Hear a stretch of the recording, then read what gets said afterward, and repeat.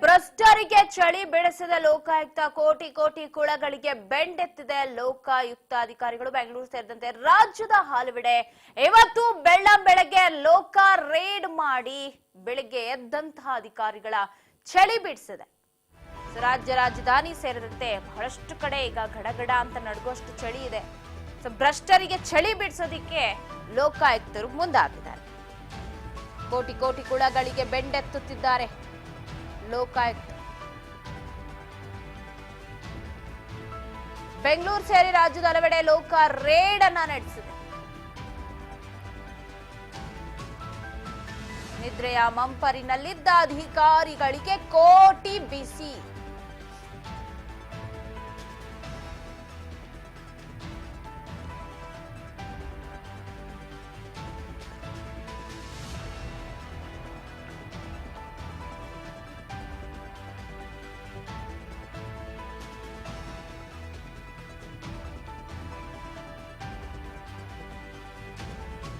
ಬೆಂಗಳೂರು ಸೇರಿ ರಾಜ್ಯದ ಹಲವೆಡೆ ಲೋಕ ರೇಡ್ ನಡೆಸಿದೆ.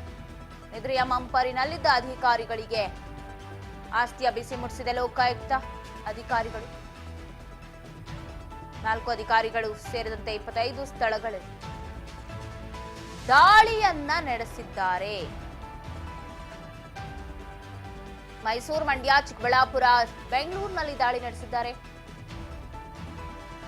ಬೆಳ್ಳಂಬೆಳಗ್ಗೆ ಭ್ರಷ್ಟರಿಗೆ ಚಳಿ ಬಿಡಿಸಿದ್ದಾರೆ. ದಾಖಲೆಯನ್ನ ಪರಿಶೀಲನೆ ಮಾಡ್ತಾ ಇದ್ದಾರೆ ಲೋಕಾಯುಕ್ತರು. ಬೆಳ್ಳಂಬೆಳಗ್ಗೆ ಬೆಂಗಳೂರಿನಲ್ಲಿ ಸೇರಿದಂತೆ ಚಿಕ್ಕಬಳ್ಳಾಪುರ, ಮಂಡ್ಯ ಈ ಭಾಗದಲ್ಲೆಲ್ಲ ಇದ್ದ ಭ್ರಷ್ಟಾಧಿಕಾರಿಗಳ ನಿದ್ದೆಗೆಡಿಸಿದ್ದಾರೆ. ನಿದ್ದೆ ಮಂಪಲಿನಲ್ಲಿದ್ರು. ಬೆಳ್ಳಂಬೆಳಗ್ಗೆ ಪಾಪ ಚಳಿ ಬೇರೆ, ಬೆಚ್ಚಗೆ ಮಲಗಿದ್ದ ಅಧಿಕಾರಿಗಳಿಗೆ ಚಳಿ ಬಿಡಿಸೋಕ್ ಮುಂದಾಗಿದ್ದಾರೆ. 25 ಸ್ಥಳಗಳಲ್ಲಿ ಏಕಕಾಲಕ್ಕೆ ದಾಳಿಯನ್ನ ನಡೆಸಿದ್ದಾರೆ. ಮೈಸೂರು, ಮಂಡ್ಯ, ಚಿಕ್ಕಬಳ್ಳಾಪುರ, ಬೆಂಗಳೂರಿನಲ್ಲಿ ದಾಳಿ ನಡೆಸಿದ್ದಾರೆ.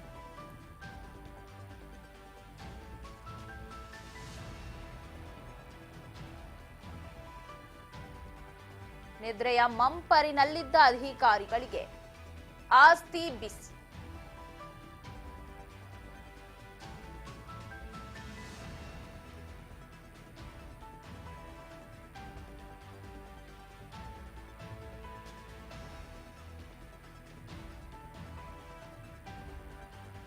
ನಾಲ್ಕು ಅಧಿಕಾರಿಗಳಿಗೆ ಸೇರಿದಂತಹ 25 ಸ್ಥಳಗಳಲ್ಲಿ ಲೋಕ ದಾಳಿಯನ್ನ ನಡೆಸಿದೆ.